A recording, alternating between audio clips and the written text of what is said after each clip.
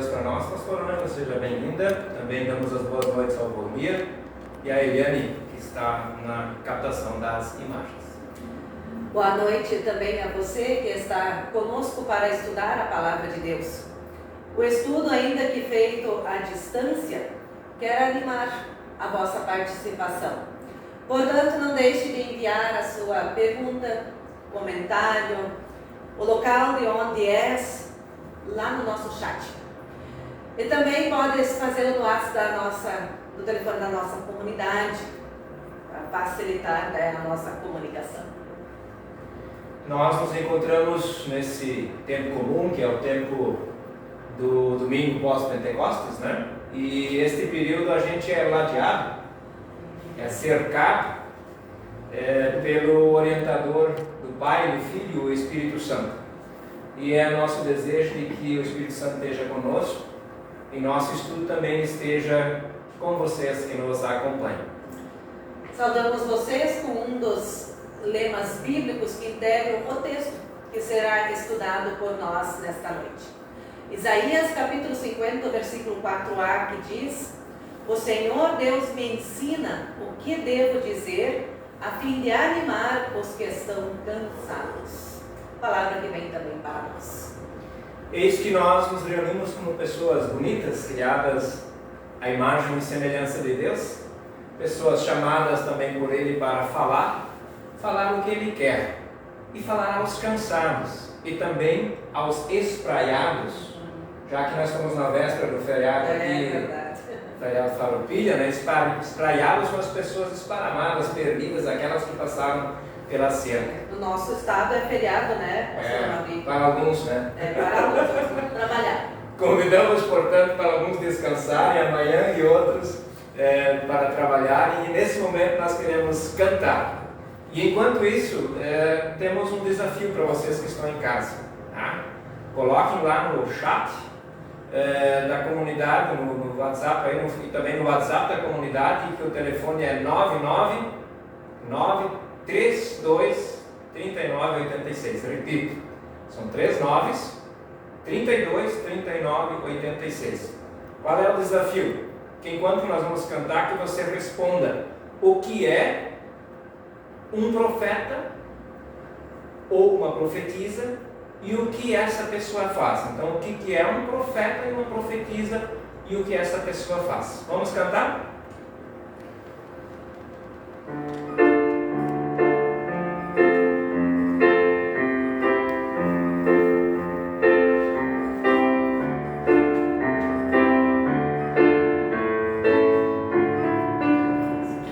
Antes que te formasses dentro do seio de tua mãe, antes que tu nascesses, te conhecia e te consagrei.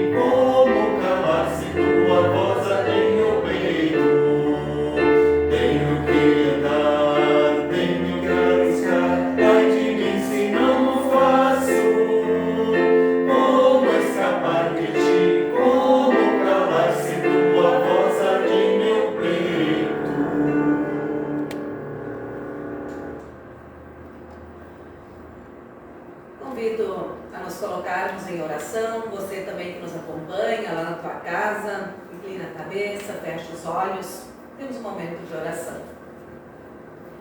Senhor Deus, externamos nossa gratidão por nos reunires para estudar da Tua Palavra.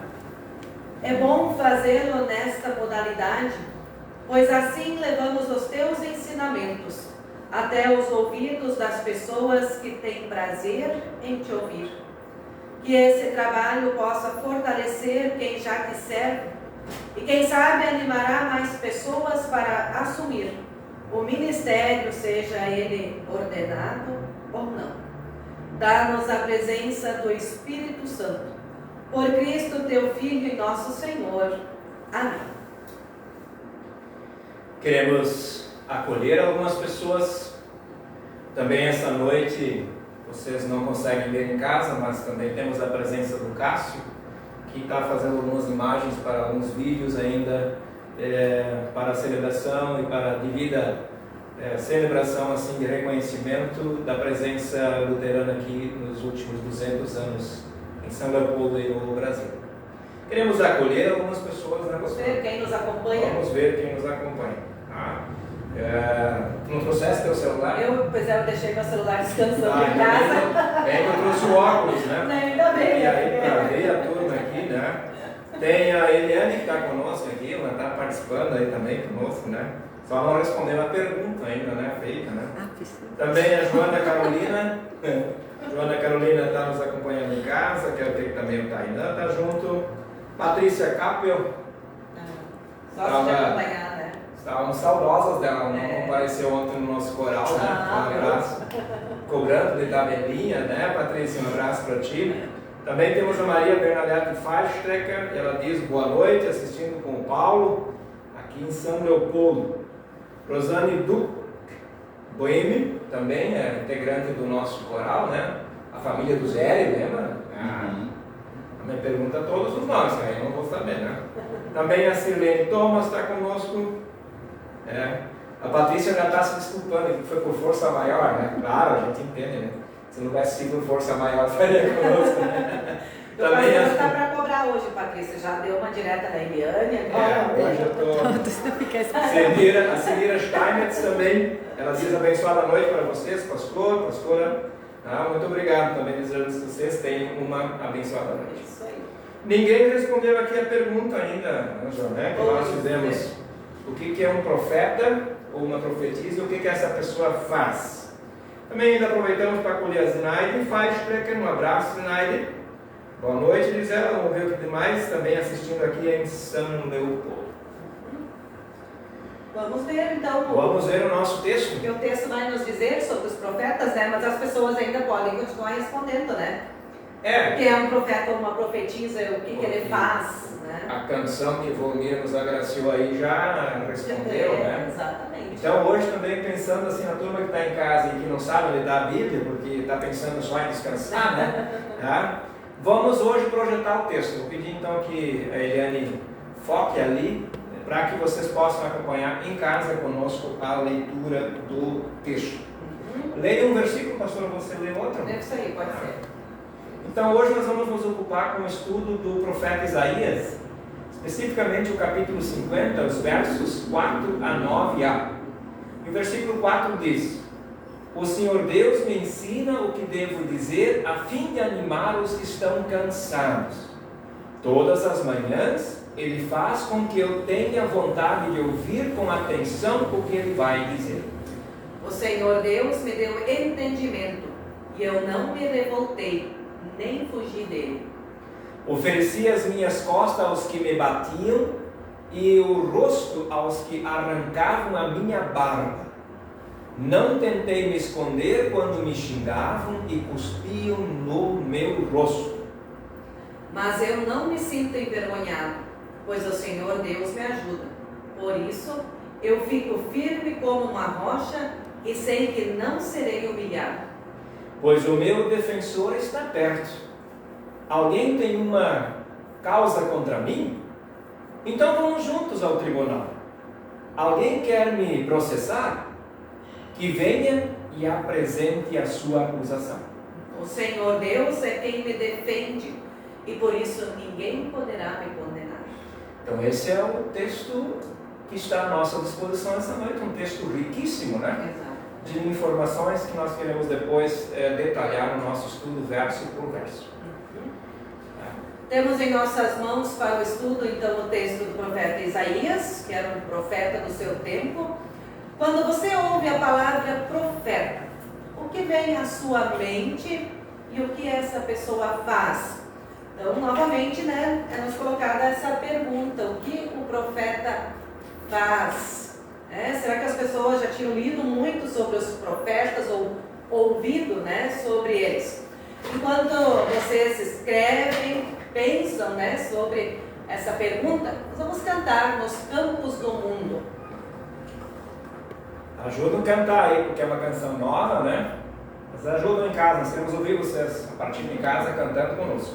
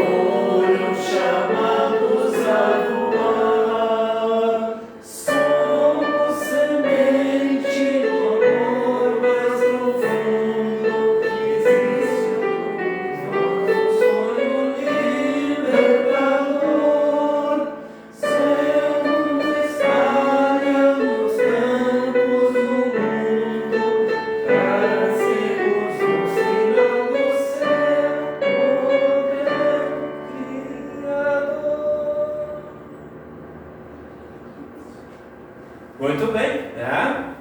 É que foi intencional, Valmir. Nós queríamos ouvir as pessoas cantarem em casa. Você ouviu? Não sei se deu certo, mas acho que não. Vale a tentativa, né? Em todo caso. Isso aí, estudar também significa novos cantos a aprender, né?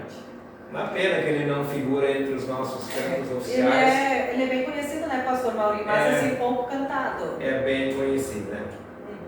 Muito bem, vamos ainda saudar algumas pessoas. Olha só, nós temos aqui a presença ilustre hoje.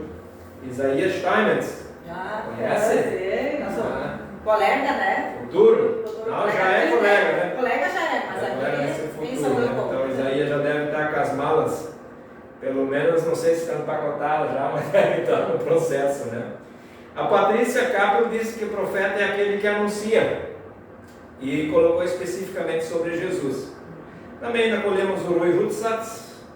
Boa noite, diz ele, estamos acompanhando e na escuta lá em Poço Traíra 3 de Maio, né? O Rui é meu cunhado, casado com a Marisa. Também a dona Roseli Maria Magna está dizendo boa noite. Tudo bem? Que bom. Vamos nos achegando ao texto? Vamos ver. Vamos ver então que tipo são essas pessoas, os profetas e as profetisas. Que tipo? Que tipo? Quem são esses, né? Bom, para começar, são homens e mulheres, né? Isso aí. É. Chamados para, então, anunciar a palavra de Deus, né? A Patrícia que colocou, né? Aqueles que anunciam são pessoas simples que Deus provê para falar com o seu povo.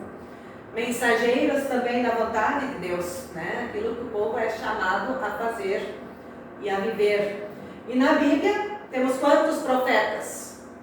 Eu não sei, né? Não mas sei. ali na minha colinha. Na colinha tem. A gente passa nos confirmando Na sempre. colinha, nos confirmando, vai dizer, decorem todos esses hinos aí, né? E a gente é bem bonzinho, né? E são 16 ao todo. 16 autores. Saudade quando eu tinha 16 anos, né? Então, além do Isaías, que nós temos hoje em nossas mãos para aprofundar, nós temos o Jeremias, Lamentações de Jeremias, Ezequiel, Daniel, Oséias, Joel, Amós, Obadias, o Jonas, aquele que foi engolido pela baleia, né? O Miqueias, o Naum, o Abacuque, Sofanias, Ageu, Zacarias, não é aquele que fazia parte dos trabalhadores, não é? E também o Malaquias.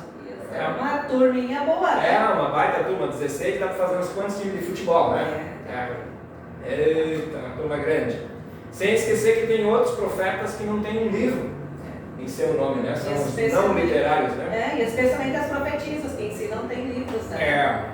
Elas A gente foram tem os profetas, né? assim carinhosamente deixadas para trás. Mas podemos estudá-las também no nosso tempo, né? Nós temos, por exemplo, profetas importantes como Elias, Eliseu, a Hulda e a Débora, que não têm um livro específico, mas estão marcadas Tiveram na a sua história importância, né? do povo de Deus.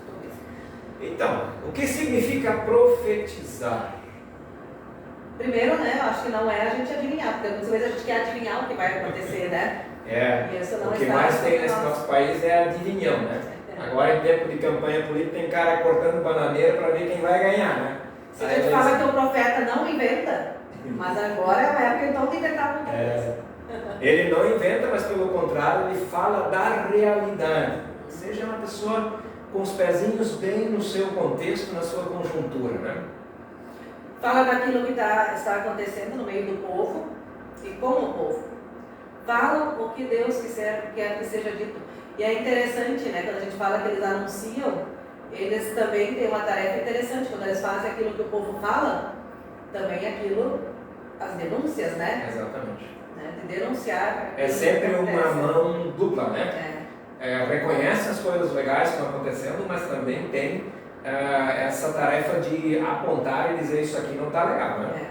Então, eles anunciam a vontade de Deus, mas denunciam também o que o povo está fazendo, né? Além disso, também tem um viés bem legal, né? Quando a Patrícia coloca que eles anunciam e falam já, fazem profecias que falam do menino que vai nascer, né? Então eles também falam de esperança. E o profeta Isaías, no capítulo 61, no versículo 1 e 2, o que ele diz lá para nós? Vamos ver, ele diz, olha, o Senhor Deus me deu o seu Espírito, pois Ele me escolheu para levar boas notícias aos pobres. Ele me enviou para animar os aflitos, para anunciar a libertação aos escravos e a liberdade para os que estão na prisão. Olha quanta esperança. Quanta esperança, né? Quanta esperança. Então, homens e mulheres, pessoas simples, com uma tarefa bem clara e que viviam num tempo. Como é que será que era este tempo que essas pessoas viviam? É um pouco importante nós que somos filhos e filhas frutos de uma formação da IACDB com um método histórico crítico. Sempre muito importante a gente não pegar o texto e arrancá-lo da sua realidade, né? Ou seja, seria como nessa primavera arrancar uma flor do chão, ela literalmente perderia o seu contato com a realidade e logo murcharia, não teria muito sentido. Então, vamos ver onde é que os profetas estão fincados, enraizados. Né? Eles saem ali do tempo deles, né? E então começaram a aparecer em momentos difíceis do povo de Israel. Deus chamou para falarem e agirem contra a exploração e a miséria das pessoas, especialmente daquelas que trabalhavam na roça, provocada pelos reis que governavam entre os anos 1050 e 587 antes de Cristo ainda, né? Ali tem um sistema importante, né? Sai o sistema de tribos, onde as pessoas se reúnem em grupos autônomos, de certa forma, vão para um lugar para outro, né? Levam o seu campo, o seu gado aos campos, às águas tranquilas, né? E entra um sistema de monarquia, que é o governo dos reis, né? E que ocupou um lugar considerável na história do povo. Foram aproximadamente 500 anos. Né? É muito tempo. Se nós estamos agora celebrando os 200 anos de presença luterana, já celebramos os 500 anos da reforma, lá em 2017, né? E esse é o tempo que o povo ali viveu sob este modelo político, socioeconômico, que era a monarquia. Sendo governados ali, né? Foi um tempo de vida dura para quem trabalhava na roça, né? O governo dos reis trouxe muita exploração, miséria e também fome para o povo. Então eles passaram por muita dificuldade também, né? Nesse tempo. Os reis e os seus servidores, né, ficavam com quase tudo que o povo produzia, né? Naquela época já, né? E faziam o que queriam, isso é outra questão, né? E o povo não tinha, eles não podiam fazer, na verdade, a sua vontade, ou de fato viver, né, uma vida de liberdade lá onde eles estavam. Quem não obedecesse ao rei pagava com isso, era preso, perseguido, preso, né? Preso e até muitos foram mortos, né? Então, não muda muito, né? As coisas assim como elas acontecem, porque a ganância deles não tinha limite. E a ganância do ser humano é uma coisa presente até os dias de hoje, né? E os profetas que denunciavam as injustiças estavam sempre correndo perigo. Né? Então, assim, era uma vida, colocar a vida a prêmio também, né? Quando você assume a tarefa. Então, e também uma organização em que as pessoas tinham poucas coisas, né? Propriedades pequenas e a gente sabe também o que aconteceu aqui em nosso contexto, que quando as pessoas têm famílias grandes, propriedades pequenas e não conseguem dar um pedacinho de terra para cada um, é preciso dividir entre alguns e os outros precisam então se submeter a outras situações. Então a pobreza chegava ao extremo de, por exemplo, as pessoas ainda venderem o seu pedacinho de terra que tinham para pagar o imposto aos reis. Né? Então muita gente ficou sem terra e outros dentro dessa conjuntura se aproveitam da situação. E o profeta Isaías, ele novamente diz uma palavra ali em Isaías 5:8: ai dos que ajuntam casa a casa, reúnem campo a campo, até que não haja mais lugar, e ficam como únicos moradores no meio da terra. Então a pobreza faz com que tenha os espertalhões, que compram então por uma migalha que é oferecida e vão juntando, né? Aumentando deles, né? A posse e as pessoas, em sua maioria, vivendo situações difíceis. Também dentro desse contexto, os comerciantes roubavam de todo jeito que fosse possível. Né? Em realidade, sim. E aí nós temos um outro profeta que é o Amós, que foi lá e denunciou a roubalheira, né, que eles estavam fazendo. Né? Então no capítulo 8, versículo 4 e 6, o Amós também aponta o dedo para os comerciantes. E ele diz: ouçam, vocês que pisam os pobres e arruinam os necessitados da terra, dizendo: quando acabará a lua nova para que vendamos o cereal? E quando terminará o sábado para que comercializemos o trigo? Diminuindo a medida, aumentando o preço, enganando com balanças desonestas e comprando o pobre com prata e o necessitado por um par de sandálias, vendendo até palha como trigo. Então, já pensou, né? Não é fácil, né? Poxa vida, eu já encontrei no pastorado gente que atrás da balancinha de carne tinha uma bique pendurada, né? 3 gramas cada vez em cada quilo de carne. Pesava a caneta junto e achava aquilo mais normal, né? Sabe que a gente, tem muita gente que deve assistir novelas, vamos aproveitar de uma novela, e tinha justamente um vendedor, um comerciante, e aí ele sempre fazia assim, ele tinha um filho mais novo e um filho mais velho, significava o peso das coisas, dependendo de quem vinha um peso para medir, para pagar, e dependendo era outro peso, né? Então as pessoas ensinam também a gente a fazer as coisas, né?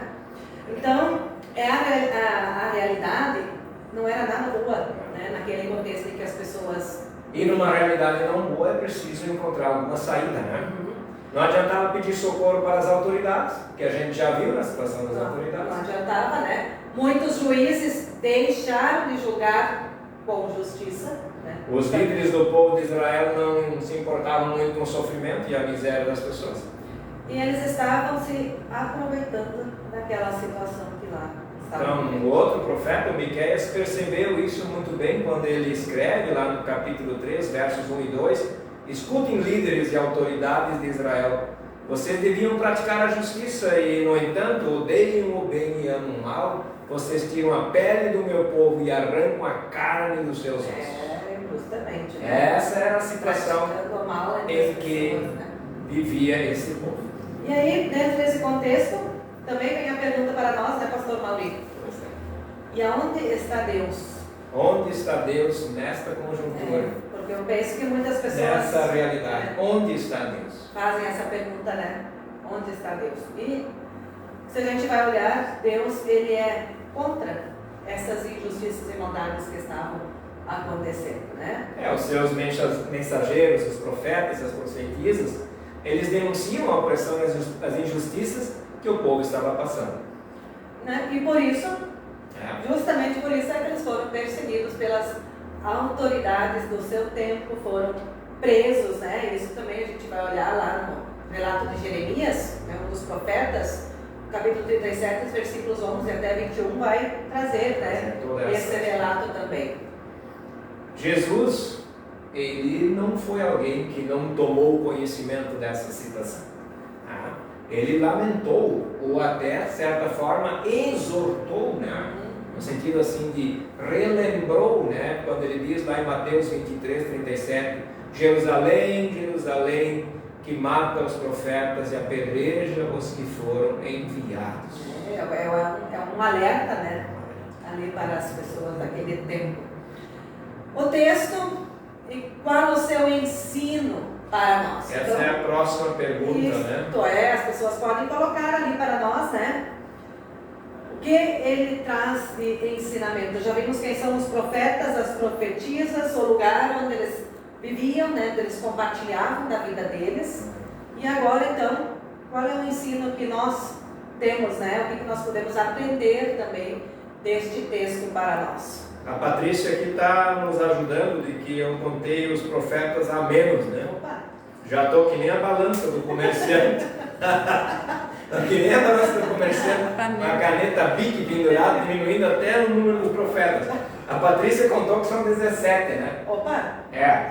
Mas errei por pouco, mas ainda assim estou errado, né? Mas eu acho que Patrícia são 16, sim. Mas vamos contar de novo isso aí, vamos dormir. Mas logo ela corrige. É que Lamentações não conta, porque é o mesmo profeta, talvez ela tenha contado. Daí logo ela escreveu, né? Lamentações de Jeremias é o mesmo profeta. São 17, né? O Isaías, o nosso colega Isaías, nós estamos estudando o profeta e o colega pastor Isaías está dizendo que são 5 maiores e 12 menores, né? Tem isso ainda, né? Tem os grandes e tem os pequenos. Sempre existiu, né, colega pastor Isaías?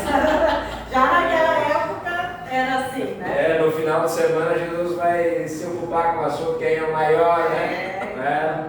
Tem os profetas grandes e os pequenos, né? Tem aqueles que têm avião e aqueles que andam de sandália, né? Tem também, né? A Patrícia disse também de que profeta tem muito a ver com vidente, né? Isso, no final do ano tem sempre aquele bonitinho que se acha que sabe tudo, né? Quantos milímetros vai chover em São Leopoldo? Eu até brinco assim, que nem sempre a gente sai com a nossa bola de cristal, né, pra ver. Sempre tem. Tem aquele que joga arroz pra cima, vê quantos pega no bolso. Eu nem bolso tenho na minha camisa, né? Os casais também, né? Arroz e tal, eu não vejo quanta prosperidade, né? Não é por aí essa ideia aí do vidente, né? Claro que a gente tem no Brasil, mais no Nordeste, né? Que agora, falando assim, passa por uma situação extrema, né? De secura, né? Onde as pessoas também olham e verificam as nuvens, a tonalidade e tal, e a partir dali fazem algumas previsões no sentido de dizer, olha, vai levar tanto tempo ainda para chover e tal, mas aí já não é uma adivinhação pura, ali está algo que muitas vezes a gente esquece, que é a vivência. Porque a natureza nos ensina. A natureza também, tem seus ensinamentos, a experiência do povo com aquela realidade vai olhando, a formiga que você está fazendo, entrando, saindo e assim por fora. De certa forma, nós, eu que cresci no interior, a gente cresceu também aprendendo isso, né? Os pais, meu pai e minha mãe, muito faziam isso. Pelo que acontecia na natureza, eles sabiam como o tempo também ia se comportar. A turma está meio devagar, em casa nós perguntamos qual é o ensino do texto, né? A gente era para fazer vocês se animarem a escrever aqui no chat, né? Quem sabe a turma não se anima. Vamos pegar agora verso por verso? Vamos lá, começando então pelo 4, né? O que diz o versículo 4 ainda? Lá o Senhor Deus ensina o que deve dizer a fim de animar os cansados, né? Nós estávamos É uma saudação. Cansados, né? A primeira palavra de acolhida também hoje. Todas as manhãs ele faz com que eu tenha vontade de ouvir com atenção o que ele vai dizer também para nós. Então esse versículo 4 tem um ensinamento muito importante, é o seguinte: Deus ensina o que eu devo dizer. Então, todo dia, todas as manhãs, vem de uma forma nova para nós, né? Isso. Então a pergunta, o profeta faz a gente perguntar muitas coisas. O que temos ouvido e a quem a gente ouve na realidade atual, né? O texto está claro, é Deus que me ensina o que eu devo dizer. Então fica como exortação, a quem a gente tem ouvido nesses tempos? A quem a gente ouve? Acho que é uma boa reflexão, né? Também, que vem já me aconteceu de sair de uma celebração, a pessoa diz, mas hoje tu falou muito bonito, pastor, mas o cara ontem na TV falou isso. Pois é, mas o cara da TV é mais importante que o cara da Bíblia? Já é complicado, né? Então, verso 4 é bem claro e objetivo no sentido que Deus ensina o que eu devo dizer. E não é uma vez só, todas as manhãs. Nos lembrando muito bem de Lutero de que todos os dias eu preciso me ocupar com a leitura das Sagradas Escrituras, de estudá-la. Por isso nós temos senhas diárias, temos Castelo Forte, temos Orando em Família, temos Semente de Esperança. O que mais tem de devocionário aí? Esses aí que nós acompanhamos são esses, especialmente, né? Temos outros também. Seguindo então o versículo 5, ele vai dizer que o Senhor Deus é quem dá o entendimento. Não me revoltei e nem fugi dele também, né? Isso que a palavra nos diz hoje. Deus é quem dá o entendimento. Não é canudo de faculdade, nem calo nas mãos. É o entendimento, é Deus quem dá. Então, contra a sua vontade, a gente não se revolta.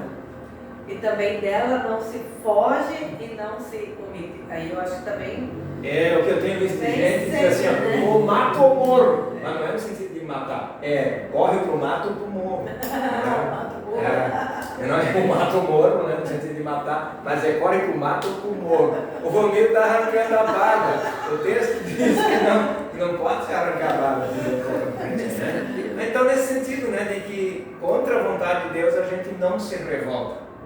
É claro que às vezes a gente faz umas confusão bem legal, né? Tem uns caras aí aprontando um monte de coisa, a gente, não, mas foi Deus que... Não, tem algumas... não podemos usar Deus para justificar, né, essas coisas que acontecem, né? Então, mas também não nos omitir, né, diante daquilo que acontece, não adianta fugir, né? Mas Deus nos dá entendimento para que a gente possa entender também a sua vontade para a nossa vida, né? Muito bem, vamos acolher mais alguns aqui. Gídio Muskov, boa noite, dizer boa noite para ti também, Gídio. Também a Lilian Lori York, Georg, né? Diz boa noite. Eu vi a Lilian hoje, passou por nós, a gente estava fazendo uma caminhada, sobe morro, desce morro, né? Eu vi ela no final da tarde. Também a Andressa dos Santos, a paz do Senhor, ela diz, alguém tenha... ela está pedindo aqui ajuda, né?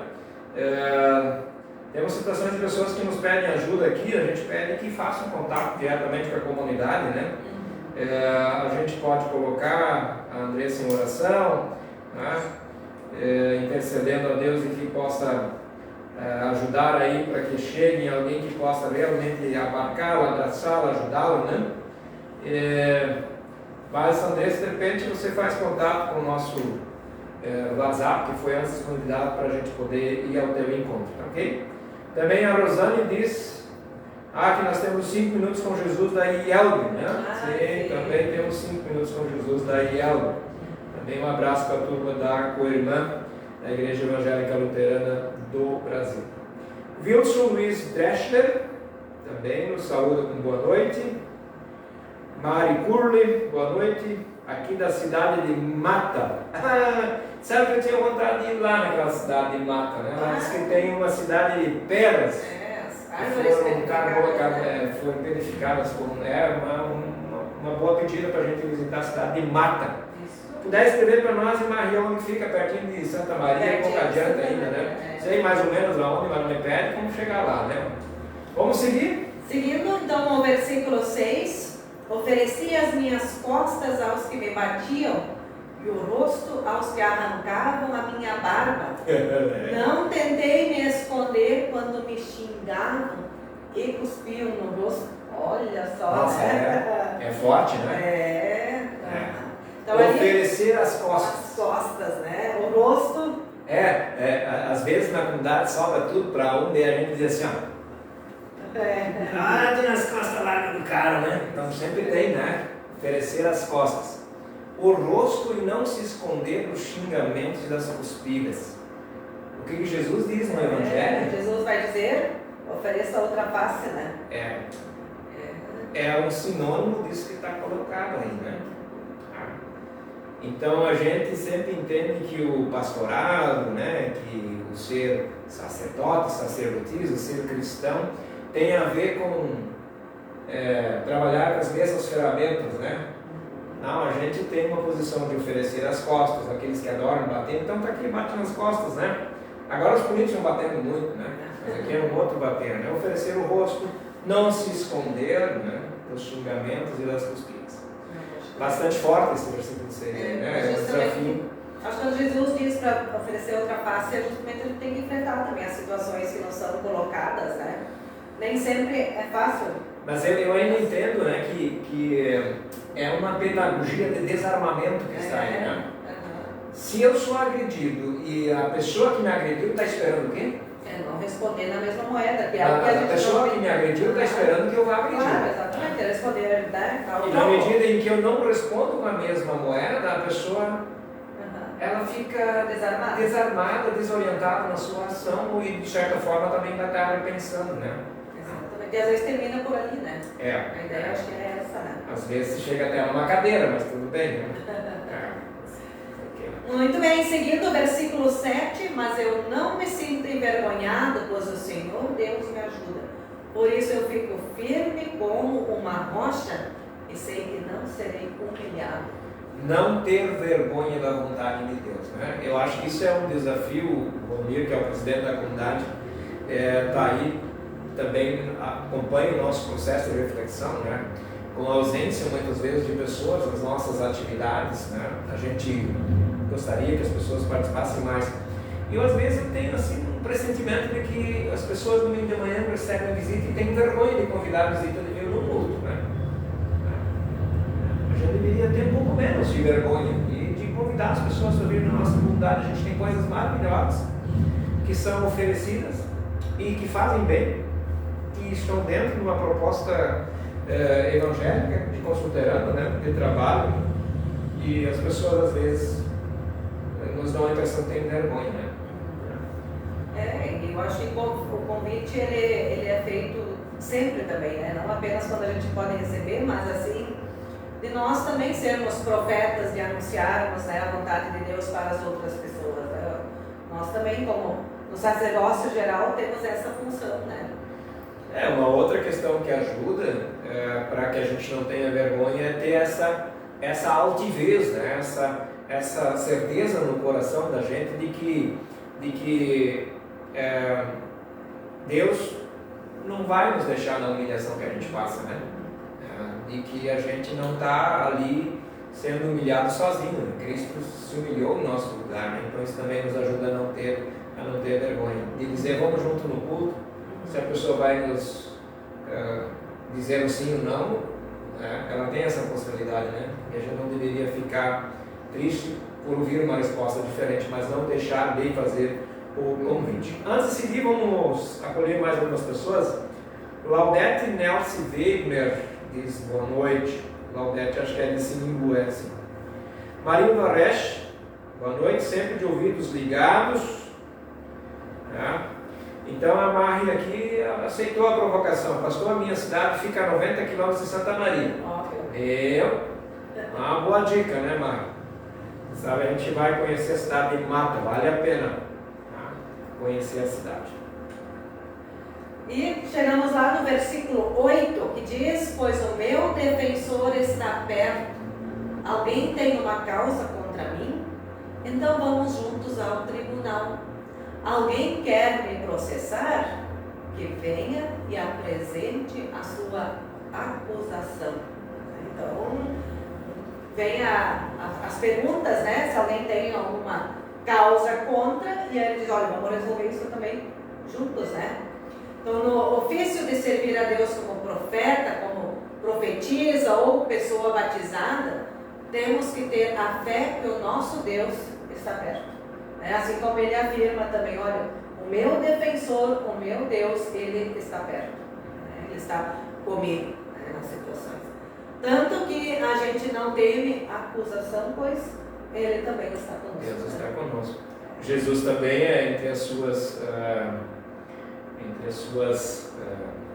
clarificações para nós, ele também se apresenta como Deus conosco, né? Emmanuel é o Deus conosco. Tem pessoas perguntando se temos dificuldades na geração, não, né? Acho que vocês nos recebem bem em casa, nos escutam e nos enxergam, então talvez quem está nos perguntando tenha problemas técnicos na sua rede de internet em casa. Quem está perguntando é a Marie, né? Pertinho de casa ali, hoje aconteceu uma situação que alguém arrancou todo o fio de internet, talvez seja esse o problema. Influencia, né? Vamos ainda dar uma olhadinha no último versículo então, né? Isso aí, chegamos no 9. O Senhor Deus é quem me defende, e por isso ninguém poderá me condenar. Isso aí, ele fala já no anterior, então, que Deus é o defensor, que está perto, e aí diz, ele também me defende. Né? Então, ter como defensor, né, este Deus que está conosco. Ainda que nos condenem na vida, nos prendam na vida e nos matem, quem tem o poder irá nos julgar e definir a nossa situação interna. E esse é Deus, né? Então, mesmo que nos prendam, nos matem, nos cuspam, nós cremos, e agora mais ainda como cristãos, com a ressurreição de Jesus, de que quem vai definir a nossa situação não vão ser as penas sobre nós postas aqui na vida, mas Deus, que é o Senhor Todo-Poderoso, o nosso defensor na vida e o vitorioso também sobre a morte. Muito bem, a gente já está finalizando. Quem sabe, Valmir, a gente, antes de finalizar, vamos cantar uma bênção. Vamos cantar? Deus te abençoe, guarde o teu andar, e daí a gente volta para uma pequena síntese do nosso estudo de hoje. Isso aí.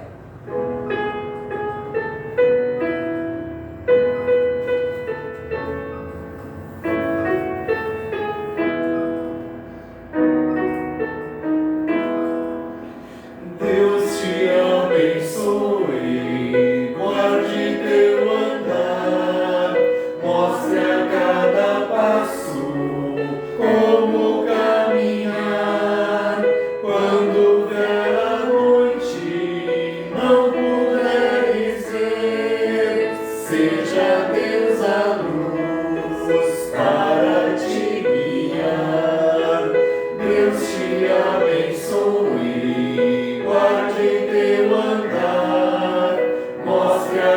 cada passo, como caminhar. Quando vier a noite, não puderes ver, seja Deus a luz para te guiar. Essa canção, ela também poderia ser uma síntese do nosso estudo, né? Os profetas iam nessa certeza de que Deus os abençoaria, que lhes daria as palavras, o jeito mais próximo de se ocupar com a questão que estava colocada. E se hoje existe entre nós muita turbulência, né, que a gente não consegue conviver com quem é diferente, ou que a gente parte para a violência física, moral, psíquica e tantas outras, inclusive muitas pessoas que são mortas, né?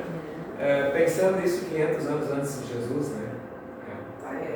Já tinha naquela época. Então, para ir finalizando, a gente agora traz essa palavra para a nossa realidade. Então, o que o Isaías e, de modo geral, os profetas nos ensinam? Então, acho que a primeira coisa é bem para nós, em nossos dias, é preciso falar, né? Falar a vontade de Deus, aquilo que Ele tem também para nós. Igualmente, a partir do batismo, fomos chamados e chamadas para anunciar a Sua palavra lá no meio onde nós vivemos, né? No nosso contexto, na nossa realidade. É importante, né, que nós, luteranos e luteranas, aprendemos na base bíblica com Martim Lutero de que a partir do batismo nós somos todos profetas, profetisas, sacerdotes e sacerdotisas, né? E se a gente quer trazer isso para uma linguagem popular nossa, sacerdotes e sacerdotisas são as pessoas que cuidam das coisas de Deus, daquilo que Deus nos confiou, né? E o que Deus nos confiou? Falar a sua vontade. É uma das coisas que Ele nos confiou. A palavra dele, né, também no nosso meio. E justamente para isso Ele nos capacita e nos fortalece, estendendo também sobre nós a sua promessa de cuidado, né, que vem também ao nosso encontro. E é um processo de formação, né? Eu ainda sou do tempo que quando a gente terminava o ensino confirmatório, o avô dizia um monte de coisa que não tinha nada a ver com aquele processo que a gente tinha passado. É como se a gente tivesse virado homem no dia da confirmação.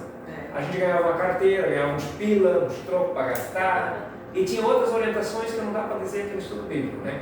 Que eles davam quando a gente vinha do culto de confirmação, né? E depois a gente aprende que nada disso é assim, né? Era uma entrada para a fase adulta já nessa época. E depois a gente vê que não era bem assim, né? Já pegava a enxada mais cedo que isso, imagina quando fazia a confirmação, né? Eu tinha saudade da infância daí, né? Mas o que eu queria dizer assim, de que um processo de capacitação, de formação da pessoa, ela é permanente, né? Ela não termina no dia que foi batizado, no dia da confirmação, não, ela é permanente, né? Até a hora da gente dar a última respirada, o último suspiro. Então, se nós ouvimos que precisamos falar dentro daquilo que nós somos chamados, mas também é importante prestar atenção na nossa realidade, entender também o contexto onde nós estamos. Não podemos fechar os olhos para as injustiças que acontecem. Se lá no tempo do profeta Isaías a gente viu como eram as injustiças e como elas aconteciam, também hoje nós precisamos olhar para a nossa realidade e ver onde elas acontecem, né? E com quem. Então a nossa missão, né, é denunciar o que está errado e vai contra a vontade de Deus. Não podemos nos conformar com a miséria que está aí, né? E o sofrimento que essas pessoas passam, né, no seu dia a dia. Em Jesus Cristo nós temos o anúncio de uma vida nova. E ela já aconteceu e começou ali com a sua vida. Em João 10:10 diz: eu vim para que todos tenham vida e a tenham em abundância. Então, somos seus discípulos, somos suas discípulas. Então, que nós também possamos seguir ao nosso Mestre em palavras e ações, né? No ouvir, no falar, né? E entender ali onde nós estamos. Não somos cristãos pura e simplesmente que vivem da esperança do novo céu e da nova terra em Cristo, É importante a gente falar, é importante a gente esperançar, é importante a gente denunciar, é importante a gente experienciar, no sentido de dar testemunho prático de que também aqui a vida pode ser mais digna, mais abundante, menos violenta. Cabe a nós, né, ajudar nisso. Esse é um processo nosso como igreja. Acho que é um desafio que nós temos também. Então fica aí o desafio, vamos ser profetas e profetisas e vamos lá, vamos seguir o nosso grande mestre que é Jesus Cristo, Isso aí. que levou a duras penas o ser Deus conosco, nascendo na humilde manjedoura, vivendo sob as injustiças do seu tempo, sofrendo a morte na cruz, mas ao ressuscitar ele dá voz aos profetas que também tinham essa esperança de que as coisas não precisam ser assim. E também não precisam ser só para depois da morte, já podem ser agora. Vamos mais uma vez, bênção do caminhar, Valdir? Vamos lá, vamos que vamos.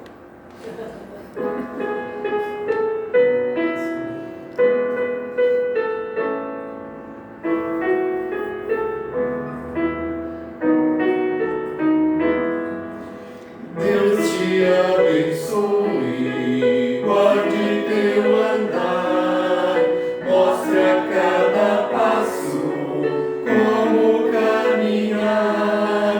Quando vier a noite, não puderes ver, seja Deus a luz para te guiar.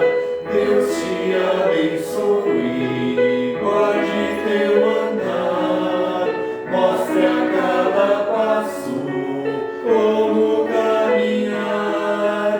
Quando vier a noite, não puderes ver, seja Deus a luz para te guiar. Muito bem, queremos também, já indo para os passos finais, ainda queremos dar visibilidade para algumas pessoas que se achegaram no decorrer do estudo. Também acolhemos a Fátima Castro, de Sinimbu, que também se achegou conosco agora. Tem mais pessoas conectadas, mas sempre permanecem, de repente, sem essa coragem de se colocarem também aqui conosco. Se ainda tem alguma pergunta, o pessoal possa ainda estar perguntando em casa, né? O estudo bíblico nessa sistemática, ele requer que as pessoas de fato nos ajudem, né? A gente prepara com carinho, faz também uma parte espontânea aqui, né? Mas perguntas sempre são bem-vindas, né? E claro. E se a gente puder responder, a gente responde. Pode perguntar o que quiser, claro, nem tudo convém, né? A gente não tudo sabe, né? Então podemos nos ocupar com o próximo momento. Isso aí. Próximo encontro, pastor? Então, nós já convidamos para o dia 17 de outubro, às 20 horas. E já querem marcar o texto, nós vamos refletir, estudar sobre o texto de Marcos, capítulo 10, os versículos 17 a 31. Então lá tem uma pergunta que Jesus faz, vocês já podem também responder, né? Jesus responde a pergunta. Nós também refletir sobre ela. O que devo fazer para conseguir a vida eterna? Então já está colocada, né?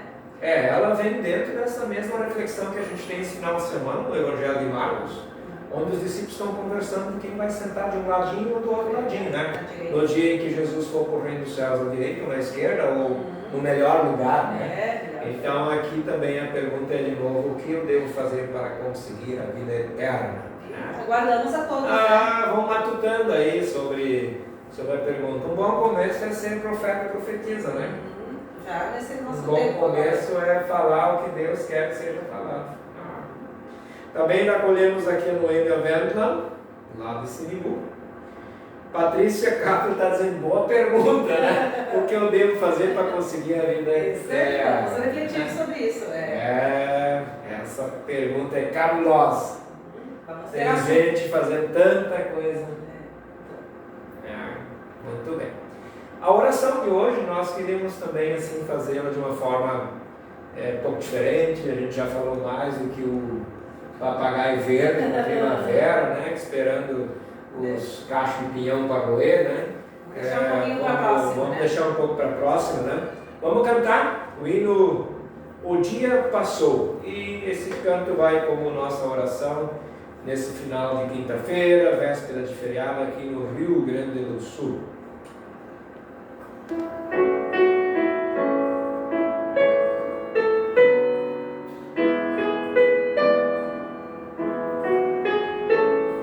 O dia passou, louvai a Deus, conosco está o Rei dos céus.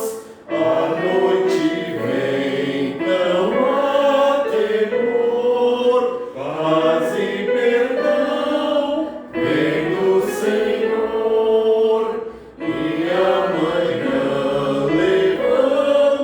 levantarei, dando louvor ao nosso Rei. E para finalizar, também queremos deixar a bênção sobre vocês. Se puderem, desejarem, quiserem abrir as mãos aí onde você está para receber a bênção desta noite. Que o Deus Criador, que está acima de nós, te abençoe.